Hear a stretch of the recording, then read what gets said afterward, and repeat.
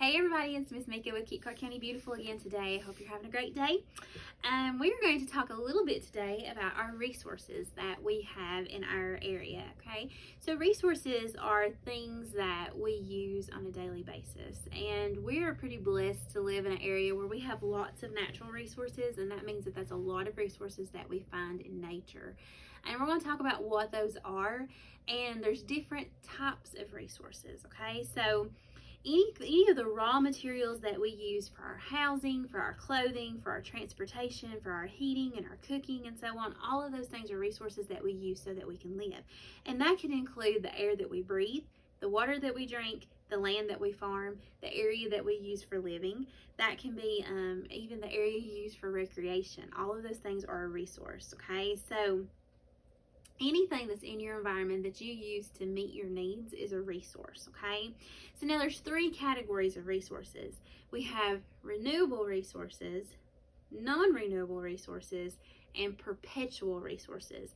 And we'll talk about what all those words mean here in just a minute, okay? But there's three different kinds of resources: renewable, non-renewable, and perpetual, okay? So let's start with perpetual. Perpetual means that they will never go away, that they're always going to be here. So wonder what is something that's always going to be here that we're never going to get rid of. The first thing I think of is the sun. We need the sun for a lot of things, right? Some people even use solar energy to get the electricity in their houses and stuff. So it doesn't matter what you do, the sun always shines. Even on cloudy days, the sun is behind the clouds. And there's nothing we can do to stop that. The sun's going to be there. So solar energy is perpetual. It's ongoing. It's constant. It never stops. Another thing that's constant and ongoing and never stops is the wind. Now, there may be days that we don't have the wind blow too much, but the wind actually is always blowing, even if it doesn't blow very much at all. And the wind is very important because it blows in our weather patterns and all that stuff. But people also use the wind for energy. If you've ever seen a turbine, a windmill type thing, they're using that to make energy. So that is a perpetual resource. That is something that's ongoing and constant. And another thing is tides in the ocean. When you go to the beach, you can guarantee that there's going to be a high tide and there's going to be a low tide. And it happens, that cycle happens twice in the day. There's 2 high tides, 2 low tides, and that always happens, and it never changes. You go to the beach tomorrow, they're going to have a high tide and a low tide. You go to the beach 10 years from now, they're going to have a high tide and a low tide. So those things are always there. They're constant and they're never changing. So those are what we call perpetual resources. They're constant. So the next type that we talked about, we said perpetual, non-renewable, and renewable. So we're going to talk about non-renewable first, okay? So, little grammar lesson here, right? Okay, so when you put the prefix non in front of a word, non means not. Like, when we say it's, I'm trying to think of a word that has not off the top of my head, I'm going blank, like non-existent. That means it's not existing. So non-renewable means that it is not renewable. So renewable means that we can replace it. So if it's non-renewable, then we cannot replace it. It's not, we can't put it back, okay? So some things that are not replaceable. Because once you use it, they're either gone forever or it takes so long to make new that it's basically gone forever. It's basically the same thing. Because if something takes millions of years to be created, or thousands of years, or whatever, however you look at it, if it takes that long for something to be created, then nobody's going to live to see, if we use it all up, nobody's going to live to see that be created again, because nobody's going to live 1,000 years. Nobody's Methuselah, but anyways, okay. So, so an example of that would be fossil fuels. Okay, so you may hear people talk about fossil fuels some, because we do use those a lot in our everyday life. If you rode a bus to school this morning, or you rode a car to school this morning, you use some fossil fuels.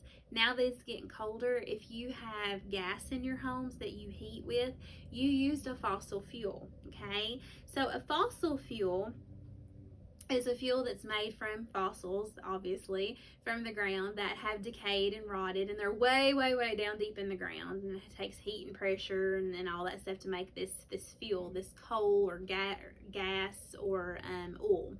Those are the types of fossil fuels that we have. And it's natural processes that causes all this to happen, but it takes a super duper duper duper long time for coal to be formed, for oil to be formed, and for gas to be formed.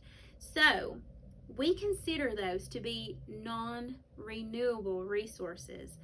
When we use up all of the coal there is, when we use up all of the oil that there is, when we use up all of the gas that there is in the ground, that's it for a very, very, very, very, very, very, very long time. That's it, okay? And nobody's going to live that long to see more of it be produced, okay? So that's why it's non-renewable, because once you use it, it's gone for a super duper long time, okay? So what would happen if we use all of the coal and all of the oil and all of the gas? What would happen to us? Would we be able to drive our cars? No. If you heat your house with natural gas or with a coal heater, would you be able to heat your home? No. So those things are resources that we use in order to live. So if we're going to use those, we need to take care of them, because it will take a really long time for them to be replaced. And nobody's going to live forever, so we need to take care of them so that other people can use those things as well. So think about it like if you go to a friend's house and play. That stuff is not yours, is it? So do you try to take extra care in making sure that you don't break their toys? Maybe take extra care that you don't leave a mess behind at their house because it's not where you live at. You want to take care of those things. It's kind of the same mentality. We want to take care of the oil and the gas and the coal that's already there, and we want to be careful in how we use it, because there's more people in the world than just us, okay? And that's something really hard for a lot of us to think about, because a lot of times we think about just what we need and what we want, but we have a whole world that has billions of people in it, and we need to think about leaving resources behind, not only for all of these people who are living here now, but for the people who are going to be living here after we're already gone. Because one of these days, you guys will grow up, you'll get married, you'll become mommies and daddies, and you'll want your children to have the resources that they need to have a good quality life. Just like Miss Greta and I have children, and we want our children to have the resources that they need to grow up and have a good quality life. So we try to take care of the resources that we have now so that our children can have the resources that they need. So that's why we try so hard to tell people about making sure that you use non-renewable resources in a smart manner, because we need to leave stuff behind for the next generation, okay? So that's what a non-renewable resource is. Something that's going to either it can't be replaced, or it takes so long to be replaced that nobody's going to be around to see it. So the other resource that we talked about was renewable. So that's the exact opposite. Those are antonyms, non-renewable and renewable. So that's the exact opposite. So if non-renewable cannot be replaced, then renewable can be replaced. So what are some things that we use that can be replaced?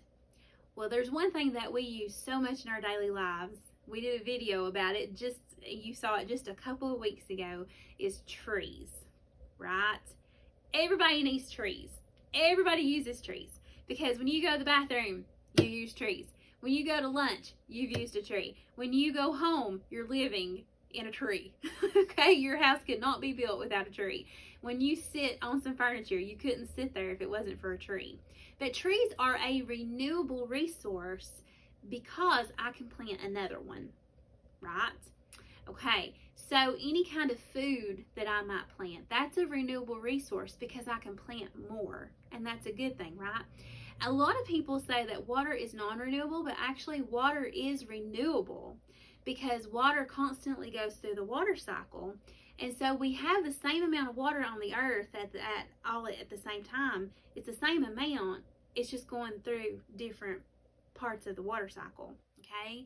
So water is renewable. as it goes through the water cycle. I know that may be kind of hard to think of because you hear people all the time tell you to not waste water and stuff, but we'll talk about why they tell you to do that here in just a minute. But it is a renewable resource. That is something that we do that does get replaced through natural processes and stuff, okay? So, speaking of people telling you not to waste your water, even though a resource is renewable and it can be replaced, sometimes people can use it up so quickly that it doesn't have time to replace itself, okay? It's used up way too quickly. So this happens a lot of times when we talk about animals and extinction. Sometimes animals are hunted so much and so heavily that the animals that were left behind don't have time to replace. They don't have time to have more babies. And so that's what happened in the early 1900s with the passenger pigeons. People talk about them a lot. People talk about the dodo birds and all that stuff. But that's what happens. These animals are hunted so heavily that they don't have time to replenish themselves and have babies. So that's how an animal ends up being extinct. Now they go through great measures to count or do a rough count and see if an animal is endangered or if it's threatened or whatever, so that they can do the right measures to try to protect those animals so that they don't become extinct. But that's how that happens, though. Those animals get hunted so heavily that they don't have time to have babies of their own, and those babies have babies and try to replace themselves, okay? So that can happen with other things besides animals. Grasslands can become so overgrazed by cattle that the grass doesn't have time to grow back, and then it becomes like a desert, okay, because it just, the animals have stripped it of all the grass and the roots, and it doesn't have time to grow back. Groundwater can be pumped out so quickly that the water cycle doesn't have time to replace it all back through precipitation, okay? That's why they tell you not to waste your water, because we rely on rain to fill up our wells and to fill up our springs. So when you're pumping out more than what's being put back in the ground, that's where we get that, we could run out of water, okay? So there is a rate at which people should use their resources, and we call that a sustainable yield. That means that people need to use the resources in just the right amount so that whatever it is they're using, whether it's using grassland for their cattle to graze, or whether they're using the groundwater, or whether they're even hunting an animal or whatever, that they give enough time for those things to replace themselves. So guys, when you go hunting, that's why they have a limit on how many animals you can shoot, because they want that species to be able to recover and to replace itself and to have more babies to replace what was killed. That's why they do that. They're protecting that sustainable yield so that they can still so they can still replace themselves. Okay, so there's a lot of things out there. Even your food supply has a sustainable yield. That's why, people talk about that you shouldn't waste your food, okay? And I know a lot of people, they don't like to eat leftovers and stuff like that, but at my house we would die if we didn't live on leftovers, because that's what we do. We don't throw anything out. But that's why, because we can use our food up so quickly that we don't have time to grow more food. Or people might over-farm the land, and the soil doesn't have time to put the things back into it that it needs in order to grow a healthy crop. So we do need to be mindful and not be wasteful in the things that we are using. And it's just like with trees. Yes, trees are renewable, but if you went and cut all the trees down and they didn't have time to grow back, we talked about how important trees are, then we would be in a big mess because they would all be cut down. And trees are a big part of our oxygen production. Plants and grasses and stuff help too, but trees is the big part of it, especially the rainforest. If we didn't have the rainforest, we wouldn't have about over half the oxygen that we need in the world to live. So it's really important to manage what we have and to manage it effectively, to manage it and think about things, think about the future, okay? So we're going to do a little activity. Miss Grady's going to join me, okay? So we're going to have a resource here, all right? And we're going to lay it out here on the table. I don't know, Miss Grady, what do you want to pretend that this stuff is? Let's pretend that it is, let's go with food since it's cereal. Okay. Let's go with food. Okay. All right. So here is our food supply. Okay. Now we know that this is a renewable resource because we can go back and we can plant more food, right? Okay. But let's see what happens when we don't manage things in a smart way, in an effective way. Okay, so Miss Greta, I'm going to let you get all of the food that you want. You can put it in your bowl. Get whatever you want. Okay? However much you think you need. I need some food for me.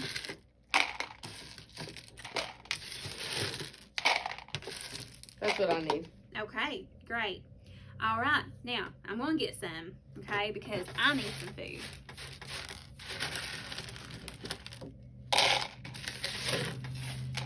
Okay, so there's my food. Okay, now I want you guys to look at what's left. I hope you can see that. Maybe we should tilt the table and make sure that you guys can see it, okay? So here is what Miss Greta took. Here's what I took, and then here's what's left, okay? So let's say that this resource could not replenish itself, okay? Miss Greta has food to take care of herself. I have food to take care of myself, but Miss Greta has a daughter, and I have 2 children. Is that going to be enough left on the table? Is that enough to feed them? That's not. It's not very much. No, it's not. Like, my baby could get 1 meal off that if he could eat it, but he don't have teeth. So anyways, that might be 1 little meal for him, but this is not enough to feed our children, okay? So this is what we're talking about. When we take things, we need to make sure that we're taking only what we need, okay? Did Miss Greta need all of this? If this was all, if we pretended that these were apples or something, would she have needed, I don't even know how many is in here. There's a bunch. Like, there's probably, I don't know, there's probably like over 50 in here. Would she need all of that? No. Would I need all of this? No. So that's why we only take what we need. You might have heard Native Americans use this, use the term about you only take what you need from the earth. I forgot exactly how they say it. Do you know what they say? Mm-hmm. It's something like that. Mm-hmm. But anyways, they only take what they need, and they don't take more than what they need. And that's what we need to live by. We only take what we need and not more than what we need. Because there's other people to think about. What if this was all for our kids, and then our kids grow up and they have kids, and this was all the food supply that there was? Then what would happen? Our grandkids would have no food. They'd go hungry. They would go hungry, and that would be terrible, wouldn't it? So, be mindful of using your resources and using them in a smart way, and thinking about that, leaving stuff behind for the next generation to have. So we're just going to wrap up with a couple of facts for you, okay?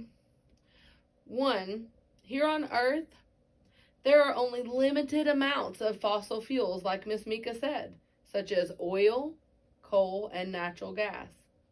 There are only limited amounts of minerals, such as iron, copper, and phosphates. These resources cannot be replaced by natural processes, or, like Mika said, they can take millions of years for them to replenish, and we won't be alive that long, will we? Some non-renewable and renewable natural resources can be recycled or reused. And we're going to talk a lot more about that this year. This process decreases the rate at which the supplies of these resources are depleted. So if we're recycling something by making it into something new or reusing it, many less times we're going to need the brand new product, right? So for example, an aluminum can be recycled and turned into new cans or other aluminum products over and over and over again. Recycling reduces the need to mine bauxite, which is a mineral that is used to make aluminum. So if we all recycled all our aluminum cans all the time, we might never have to make new aluminum. Renewable natural resources include plants, animals, and water when they are properly cared for. Just like Miss Mika said, if we go and we hunt all the animals, then they're going to become extinct, aren't they? But if hunters are responsible and only hunt a few through each season, they're going to be able to reproduce and create more. Same goes for plants, and same goes for our water, not wasting water, giving the water cycle time to replenish itself. Minerals and fossil fuels such as coal and oil are examples of non-renewable natural resources. We use all those up, and it's like they're gone because it's going to take so long for more to be made. It will not happen in our lifetime. Trees, wildlife, water, and other natural resources are replaced by natural processes. Plants and animals can also be replenished by human activities. So we cut trees down sometimes when we need to create new roads or we need trees to build houses, but it's also important that we're going back and we're planting new trees. Water is continuously cycled and reused, that water cycle. Sunlight, wind, geothermal heat, tides, and flowing water are our perpetual resources. Just like Miss Mika said, they will be created over and over and over again. They never go away. Some things to keep in mind. All right, guys, we hope you enjoyed the video. We tag teamed it today. All right, so we hope you have a good day. Bye. Bye.